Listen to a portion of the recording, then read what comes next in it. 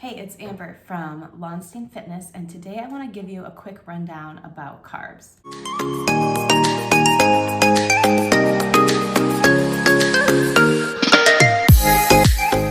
So the first thing I want to share is a fun fact, and this is a huge pet peeve of mine in the fitness industry. I had a lot of people come into my office and tell me they've been on these low carb diets. So I'd ask them what they're eating, and they would say fruits and vegetables. And in my head, I wanted them to know that fruits and vegetables are also carbs. So for them to say that they're on a low carb diet and all they're eating is fruits and vegetables, they didn't know what they were talking about.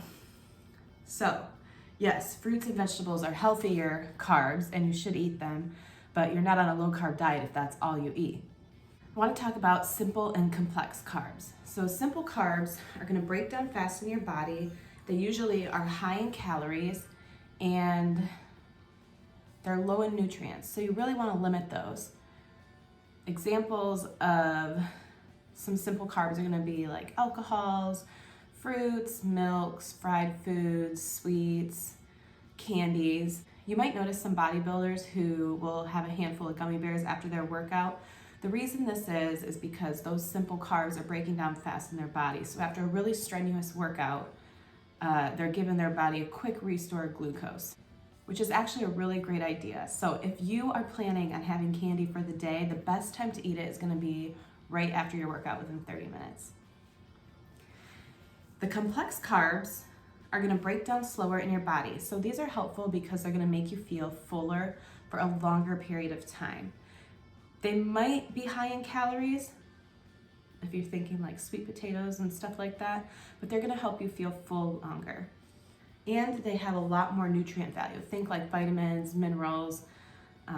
Most of them have a lot of fiber in them, which is great for your digestive system. So they have all those benefits along with the calories, not just a junk food, if you will. How do carbs break down in your body? All carbs are gonna break down into glucose, a simple sugar that your body is able to store as like an energy, as a form of energy to use. However, science shows everything in your body eventually does break down into glucose and is stored as glucose in your body. So if you overeat salad somehow, that's going to be stored as glucose in your body just the same as if you overeat candy and that's stored in glucose in your body.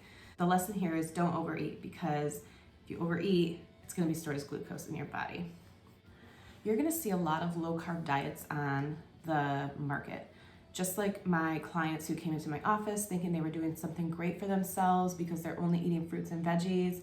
It's just not true, and it just really doesn't work. One big one is going to be Atkins diet, and it's been dogged by lots of nutrition experts, and this is the short reason behind it. No, they don't work. Basically, I have some examples of like some carbs here, pastas, oatmeal, stuff like that. You're cutting out carbs in your diet. Think the examples I listed before: donuts, cakes, pastas. Those are all high calorie foods. And so when you initially cut them out of your diet, of course you're gonna lose weight because you're putting yourself in that calorie deficit. You're no longer eating a 600 calorie pasta meal and a 1,000 calorie cheesecake for dinner. You're eating a salad, which with all the toppings might be 400 calories, 500. And so yeah, when you have the lesser calories for dinner, of course you're gonna be losing weight. But the reason that this doesn't work in the long run is because you actually need carbs in your body to release your stored fat. So what happens in these diets is that initial decrease in calorie intake provides a weight loss. People get excited because they're seeing results fast. This is America, we like things fast. But you're not able to sustain it past a couple weeks because your body is craving these carbs. It needs these carbs to function properly, and it needs these carbs to let go of the rest of the weight that you have. So how do you combat that? You choose healthier carb options. I want to talk to you about the Glycemic Index. It made a huge difference for lots of diabetics as an easy chart to help maintain their diets and pick healthier foods for them.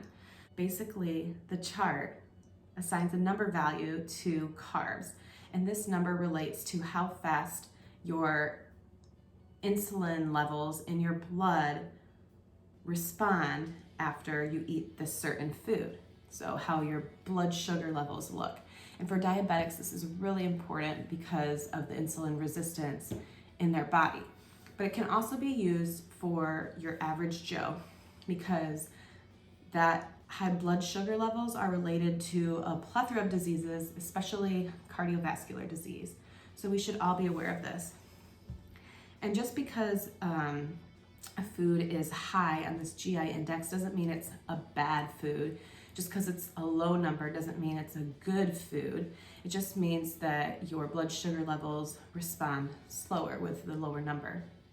An example of this, though, would be like a long distance runner. I ran cross country in high school and college.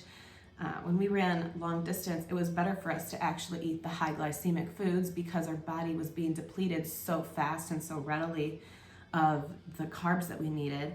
And so eating something that was high on the GI list would actually help me and help my performance. Just like for a diabetic, you're gonna wanna favor the lower end of these foods. So on the blog post, there's a little graphic listed with a couple foods, but I can go over some of those for you. Some of the lower glycemic, you're gonna look at rice bran cereals, asparagus, grapefruit, apples, lots of fruits and vegetables are low on the glycemic index. Low-fat yogurts or plain yogurts. Even whole milk is listed as low glycemic. Peanuts, beans, lentils, those kinds of things. When you get up to high glycemic, you're looking at bagels, white bread, taco shells, oatmeal, ice cream, black-eyed peas, pinto beans, a couple foods like that. So what your target goal for your carbs should be, somewhere around 40 to 60% of your daily intake should come from those carbs. I encourage you to choose healthier carb options, think fruits and vegetables, over like pastas and fried foods, of course, because those also include trans fats. Try to limit the amount of sugar that you have in your diet. So any sweets or anything like that should be limited as well. You can keep track, like my clients do on MyFitnessPal, of your carb intake. There's a nice little pie chart on there, and it'll show you about what percentage of your daily intake is coming from those carbs. It's an easy way to monitor it. And if you want to, go ahead and splurge after workout on a little piece of candy.